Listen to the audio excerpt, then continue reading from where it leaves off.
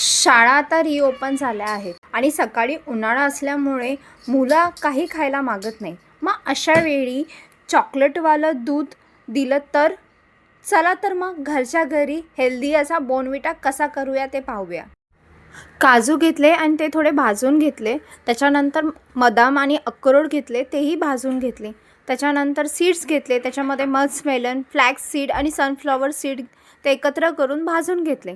मग मखाना घेतला, तोही भाजून घेतला. थोडेसे खारीक टाकली, तेही भाजून घेतले.